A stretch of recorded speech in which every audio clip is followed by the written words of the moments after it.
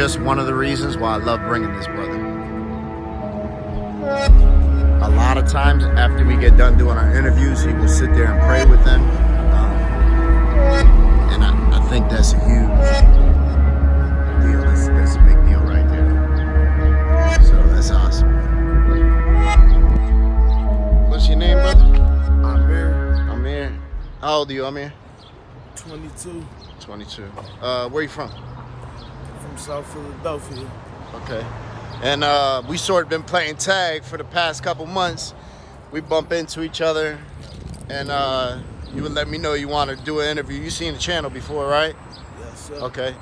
And for whatever reason, we just never got to get together, but here we are now. You just see me say you wanted to sit down and speak. So tell me about yourself a little. Okay. I'm currently, once again, stuck down here in Kensington. No, I wanted to, like, the reason why we didn't get the chance to, like, you know, like, do a appointed interview, this is more so on site. Wanted whoever to see me how I am right now, flaws and all, physically, spiritually, emotionally, mentally. Those who know me, family, friends, who might see this video, you can tell I'm not even me right now. Yeah. You know, complexion darkened back up again. Currently up to date. I was just recently staying with my parents out Delco. Okay. And I'm with a housing subsidy program for young adults. Okay. And a life-threatening situation escalated and transpired at my apartment that I was staying at. Was that here in Philly, or was that out Delco? Yep, Okay. it was right in North Philly, which caused for me to relocate and contact my landlord for a peace termination. So I was staying with my parents out Delco until, you know, me and my caseworker found a new apartment for me. But I ended up self-sabotaging that situation to come down here because ever since I got out of rehab, I just recently was discharged from Eagleville. Okay. How was it when you was there? Just like any other treatment facility, it is what you make it. And my situation just was getting worse and worse for me each time I relapsed. And just like any other time I was in treatment, my intentions was well. Yeah. I really thought I had this thing. How long did you stay clean after leaving? Not long. I relapsed on marijuana the same day I came home. Okay. You know, just substituting because listening to your interviews and listening to many parts of your testimony and your road to recovery, I became interested in the Vivitrol maintenance. Yeah. I'm hearing you talk about it. Yep. That's what I got on because I tried methadone and Suboxone, and all it is just other drugs that create physical dependency. Yeah, sort of like a substitute. Exactly. So that's what's been keeping me trapped in this cycle of addiction. And because my drug of choice is heroin and fentanyl. You know How old were you when you started using? Heroin, dope. Yeah. I was 20 years old. Okay. And what do you think was it that made you use for the first time? Did it start with the perks? Okay. That's what I assumed, but I didn't, you know what I mean? I wanted to ask just to be and all because I didn't have enough for a perk one day and my flesh wanted what it wanted. I ended up coming down here with $8 in my very first bag. I OD'd right into the L on Hart Lane. I came down here and being as though I was a newcomer, I asked the Hispanic guy where it was the Show you the dope. Yup, and I was even scared then for the first time. I didn't even know you could snort it. I thought you had to shoot it. Yeah. But I was just craving for that high at the time, so I was willing even then. But he took me to the bodega around on C in Somerset, got the straw for me, and I was like, now what? All I knew was I had a flat bag in my hand. I didn't know what it looked like or anything. And he was like, here, give it to me. I didn't know the difference between fentanyl and heroin. Yeah. So pretty much he was like, hun, open it up. He scooped about half of the bag. He was like, hun, just put it in your nose and sniff. He put the straw in my nose, and that's what I did. Yeah. And I told him it was my first time. I never did it before. And he was like, wow, for real, Pop?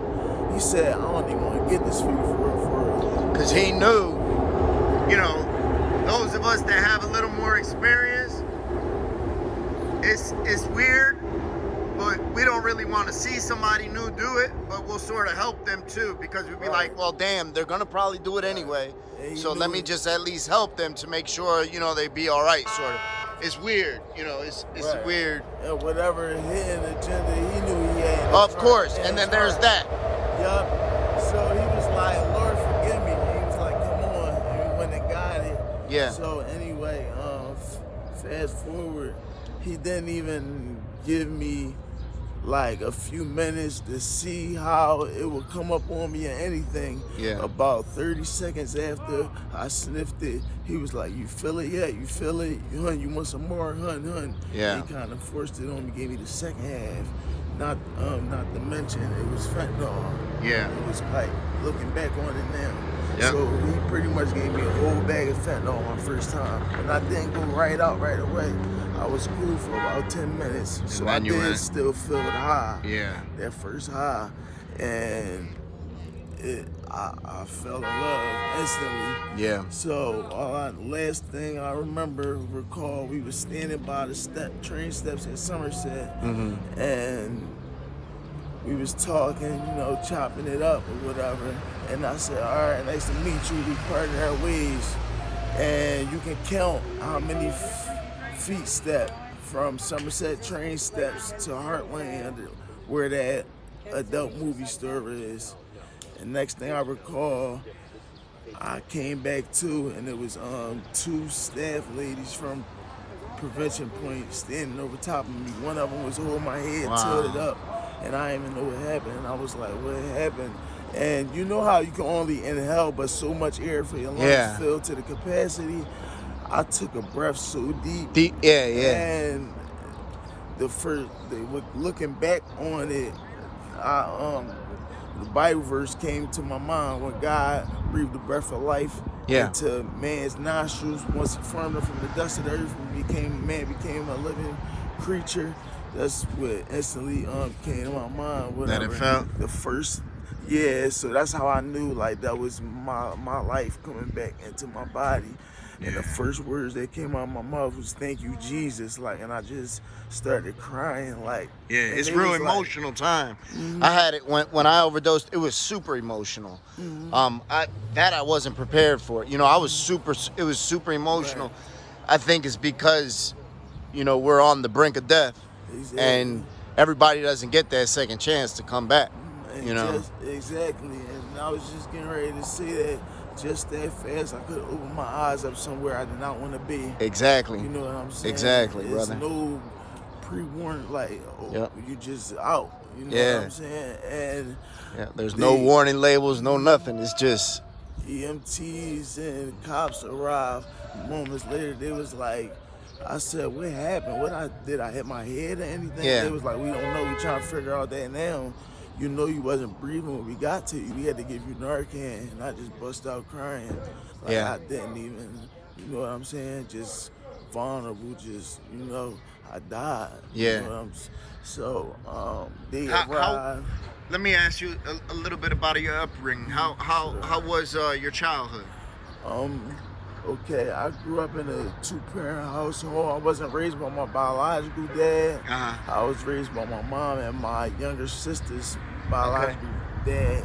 But that is my father. He did raise me from 9 months. Okay. My mom gave birth to me when she was 15 years of age. Okay, so she was young. And my biological. Now, was there substance abuse issues in the household? Okay, so okay. My mom is also an addict. Her drug of choice is PCP. Okay. Do you still have a relationship with her?